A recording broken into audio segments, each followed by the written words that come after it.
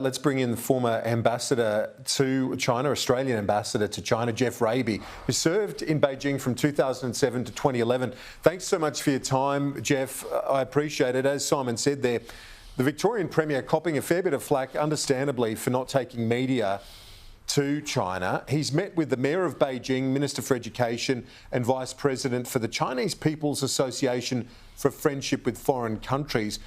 Give our viewers a sense, are these individuals of influence in China?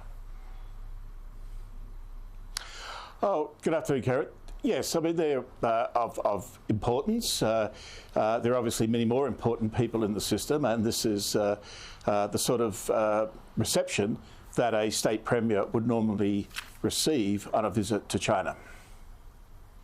He's previously signed the Belt and Road deal. That was revoked. He says that's now a matter in the past, Geoff Raby. But it's clear from Daniel Andrews being there at this time that he wants to be at the forefront of this apparent thaw with China.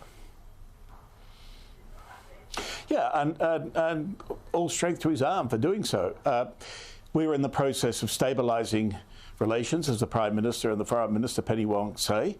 And we need to move beyond stabilisation to normalisation. And there's been a rather long pause now.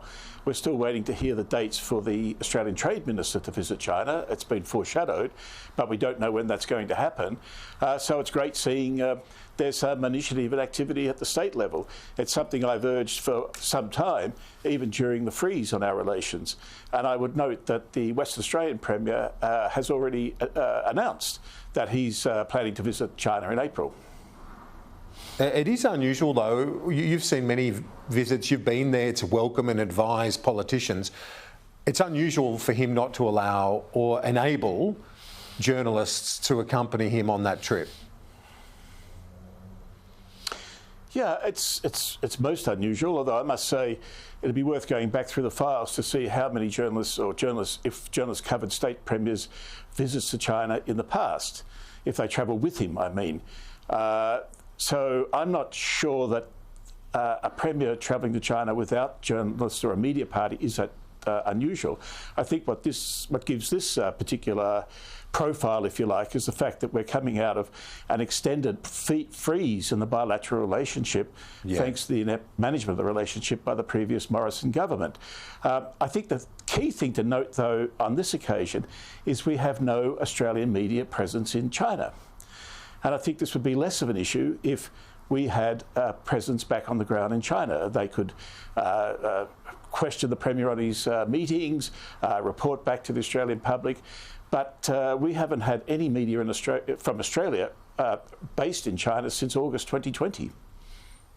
Yeah, that's true. And partly, of course, that was part of that freeze, and those media outlets felt it was risky for them to stay. Do you think that that's close to normalising as well, that we might see an environment where our media might feel comfortable returning?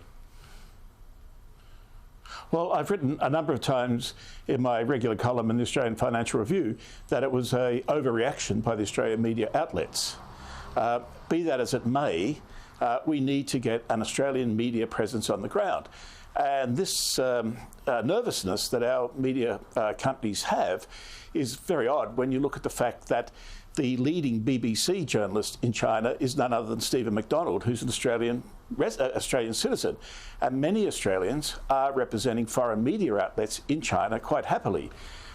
So, you know, we need to get back to having Australian media presence on the ground, and that will be a very important step towards normalising the bilateral relationship.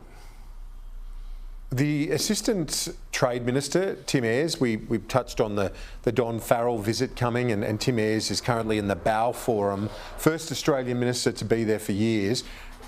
Does this show to you that the AUKUS deal hasn't caused too much of a hiccup in that thaw? Obviously, the federal government wasn't going to change its security and US alliance policy because of this.